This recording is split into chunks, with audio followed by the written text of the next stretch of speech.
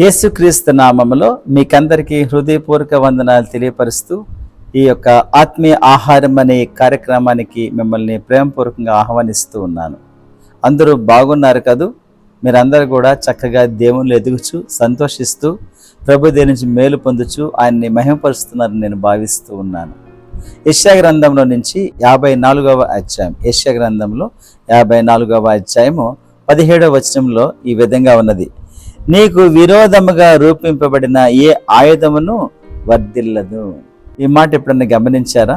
చాలా మంది వాళ్ళ యొక్క మనసులో అనుకుంటూ ఉంటారు, నాకెందుకు ఇటువంటి అనారోగ్యం వచ్చింది, ఎవరో నాకు చేతబడి చేశారేమో, మరి ఇంకెవరో నా పైన ఏమైనా ఒక స్పెల్ చేశారేమో అని ఎంతోమంది విచారపడుతూ ఉంటారు. మీకు ఒక విషయం చెప్పనా?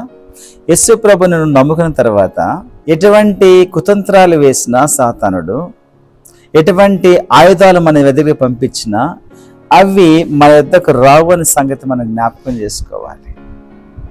అసలు అవి ఏమీ చేయవు. ఇన్ఫ్యాక్ట్ మీకు తెలుసా, యోబుని ఏమన్నా చేయాలనుకున్నా సాతానుడు దేవుని దగ్గర నుంచి పర్మిషన్ తీసుకొని వచ్చాడు. మరి ఆయన పర్మిషన్ ఇచ్చినప్పుడు ఆయన పర్యవేక్షణలో నువ్వు ఉండవా? ఆలోచన చెయ్యి. కాబట్టి ఎప్పుడు కూడా విచారపడవద్దు. చాలాసార్లు అనుకుంటూ ఉంటాము, మన స్థితి, మన యొక్క జీవితంలో వచ్చేటువంటి పరిస్థితులు మనల్ని ఏమైనా చేస్తాయేమో అని భయాందోళన పడుతూ ఉంటాం.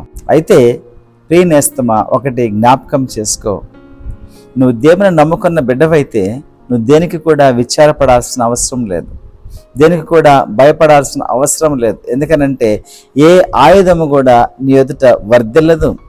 ప్రభు నీ పక్షాన ఉంటే నీకు విరోధి ఎవరవుతారు? ఏ పరిస్థితి అయినా కూడా నిన్ను ఏమీ చేయదని సంగతి నువ్వు గ్రహిస్తూ ఉన్నావా? దేవుడు పిలిచిన తర్వాత ఇశ్రాయేల్ ప్రజలు ఎర్ర సముద్రం ముందు వచ్చినా, దాని తర్వాత కూడా యోర్దాను నది వచ్చినప్పటికీ కూడా ఏది కూడా నిలవలేకుండా పోయింది. ఎర్ర సముద్రాన్ని పాయలు చేశాడు దేవుడు. యోర్దాను నది వెనకకు మళ్ళింది. కాబట్టి బీ ఆఫ్ గుడ్ చీర్.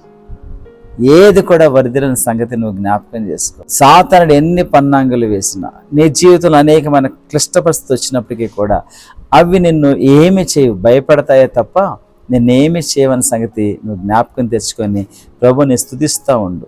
ఎందుకు అనంటే, మనము చూసినట్లయితే సాతానుడు యేసు ప్రభునే చంపడానికి ఎన్ని ప్రయత్నాలు చేశాడో మనకు బాగా తెలుసు, చిన్న ప్రాయంలోనే కూడా. కానీ దేవుడు ఏ విధంగా తప్పించుకుంటూ వచ్చాడో అది కూడా మనకు తెలిసిన విషయమే.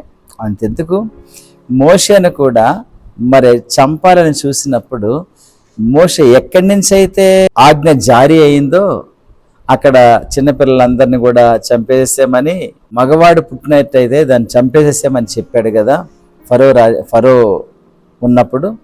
ఆ ఫరో స్థానంలోనే మోషే పెరగడము ఎంత వండర్ఫుల్, ఒకసారి ఆలోచన చేసావా? కాబట్టి ప్రియమిత్రమా, ఏ ఆయుధము కూడా నీ ఎదుట వర్ధిల్లదన్న సంగతి జ్ఞాపకం చేసుకో. దేవుని స్తుతిస్తూ ఉండు. దేవుడు నిన్ను అంతగా కాపాడుకుంటూ వస్తూ ఉన్నాడు. ప్రభు అన్నాడు, మీ తల వెంట్రుకలన్నీ కూడా లెక్కింపబడి ఉన్నవి అని అంటూ ఉన్నాడు. కాబట్టి ప్రియమిత్రమా, విచారపడుతూ ఉన్నావే ఈ ఉదయకాలం, బాధపడుతూ ఉన్నావేమో, దేనికి చింతించవద్దనేసి ప్రభు చెబుతూ ఉన్నాడు. ఎందుకనంటే కొన్నిసార్లు కొందరికి ఏమనిపిస్తుందనంటే, వాళ్ళు డ్రైవ్ చేస్తున్నప్పుడు ఏమైనా యాక్సిడెంట్ అయిపోతుందేమో. జ్ఞాపకం చేసుకోండి, ఏ ఆయుధము కూడా వర్ధిల్లదు. నీకు విరోధముగా రూపింపబడిన ఏ ఆయుధమును వర్ధిల్లదని చెప్పాడు దేవుడు. రూపింపబడుచున్న ఏ ఆయుధముండినను నాకు విరోధమై వర్ధిల్లదు అని చెప్పిన మాట సత్యం. ప్రభువు చెప్పిన మాట సత్యం. కృపలను తలంచుచు ఆయుష్కాలమంతా ప్రభుని కృతజ్ఞతతో స్తుతించు. సోదరి సోదరుడా, జీవితకాలం అంతా నువ్వు హాయిగా బ్రతికేయవచ్చు. ఆయన చల్లని ఒడిలో హాయిగా నువ్వు నిద్రపోవచ్చు. ఆయన నిన్ను కాపాడుతూ ఉండగా ఇంకా ఎవరు ఏం చేయగలుగుతారు చెప్పండి? మిమ్మల్ని, మీ కుటుంబమే కావచ్చు, మీ బిడ్డలనే కావచ్చు, మిమ్మల్నే కావచ్చు, ఏది కూడా ఏమి చేయదని జ్ఞాపకం చేసుకో. ఒక వ్యాధి కూడా వచ్చి నీ దగ్గర ఉంటుందేమో కానీ ఆ వ్యాధి కూడా నేను ఏమీ చేయదు. అంతగా దేవుడు మనల్ని కాపాడుచూ ఉన్నాడు. కాబట్టి ఇప్పుడు ప్రభు యందు ఆనందించు, ప్రభులో సంతోషించు. ఆయన కృపను బట్టి మనం జీవించేసేవచ్చు. అంత కృపని చూపిస్తున్న ఆ దేవుడికి నిజంగా హృదయపూర్వకంగా స్తుతులు చెల్లిస్తూ ఉన్నావా? ప్రార్థన చేసుకుందాం.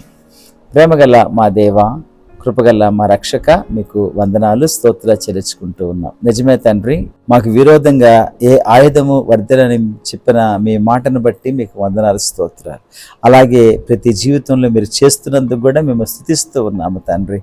మిమ్మల్ని నమ్ముకున్న బిడ్డలను ప్రభువా మీరు సురక్షితంగా ఉంచుతున్నందుకు మీకు వందనాలు, స్తోత్రాలు. ప్రతిరోజు కూడా నాయన ఆత్మీయమైన మేలుతో నింపుతున్నందుకు, కప్పుతూ ఉన్నందుకు నాయన, ఆ రీతిగా మా జీవితంలో సహాయం చేస్తున్నందుకు కూడా మీకు వందనాలు, స్తోత్రాలు. మరొకసారి మా ప్రియ శ్రోతలు ఎవరైనా అనారోగ్యంగా ఉన్నట్లయితే అయ్యా మీ గాయపడిన హస్తాలతో ముట్టి మీ స్వస్థత చేకూర్చండి, మీ మేలుతో నింపండి ప్రభువా. మీ కృపను వారిపైన అపరిమితంగా విస్తరింప చేయండి నాయన. ఉద్యోగాల కోసం ఎదురు చూసేటువంటి వారు అయ్యా ప్రభువా జ్ఞాపకం చేసుకోండి నాయన. ఈఎంఐ కట్టలేక ప్రభువా ఎంతోమంది ఇబ్బంది పడుతూ ఉన్నారు. ఉద్యోగాలు పోయి నాయన చాలా నిస్సహాయమైన స్థితిలో ఉంటూ ఉన్నారు. ఒక్కసారి దర్శించవలసిందిగా వేడుకుంటూ ఉన్నాం నాయన. చిన్నపిల్లలను కూడా మీ కౌగిట్లో దాచండి నాయన. ప్రభువా పెళ్లి కోసము నాయన చూసేటువంటి వాళ్ళు కూడా సరైన ప్రభువా వ్యక్తులను పరిచయం చేసి ప్రభువా నాయన చక్కటి వివాహ వ్యవస్థలో వారిని అడుగు పెట్టడానికి కృప చూపించండి నాయన.